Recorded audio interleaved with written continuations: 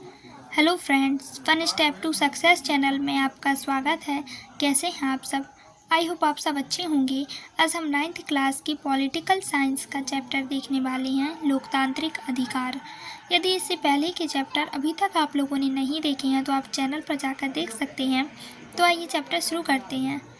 किसी व्यक्ति का दावा सरकार के प्रति, संस्था अथवा समाज के प्रति तथा व्यक्ति के प्रति हो सकता है। अधिकार वे तार्किक दावे हैं जिनकी समाज में स्वीकृति हो तथा जो अदालत द्वारा मान्यता प्राप्त हो। वहीं डेमोक्रेटिक लोकतांत्रिक की सरकार का निर्धारण अवधि में लोगों द्वारा स्वतंत्र व निष्पक्ष ढंग से चुना जाना है तथा लोकतंत्र को कुछ ऐसी संस्थाओं के रूप में निर्भर होना चाहिए जो निर्धारित कायदे कानून के मुताबिक काम करती हैं। चुनाव व संस्थाओं के साथ साथ तीसरा तत्व है अधिकारों का प्रयोग। बहुसंख्यक तथा अल्पसंख्यकों में के मध्य समानता का व्यवहार हो, सरकार अपनी मनमानी न करे तथा नागरिकों की सुरक्षा हेतु अधिकार जरूरी हैं। इसीलिए हमारे संविधान में लिखित रूप से अधिकारों का उल्लेख है।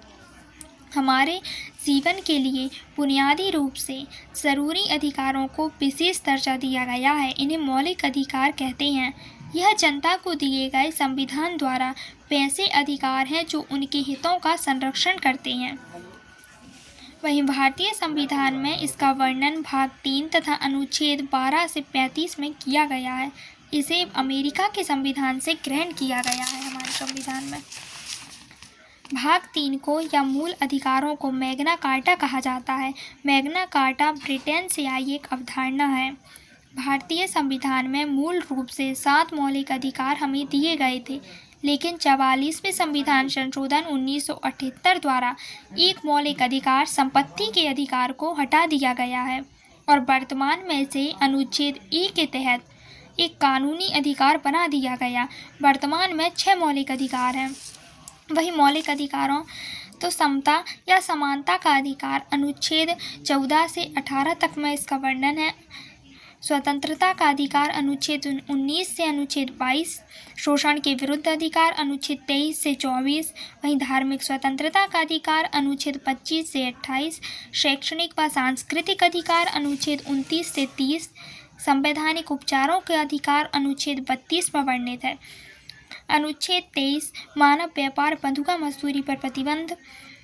अनुच्छेद 24 में बाल श्रम पर रोक लगाई गई। अनुच्छेद 29 अल्पसंख्यकों के हितों का संरक्षण। वहीं अनुच्छेद 30 में अल्पसंख्यकों के शिक्षा संबंधी प्रावधान का संरक्षण है।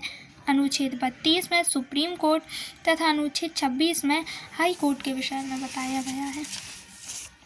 राष्ट्रीय मानवाधिकार आयोग एक स्वतंत्र वैधानिक संस्था है। इसकी स्थापना मानव अधिकार संरक्षण अधिनियम 1993 में की गई।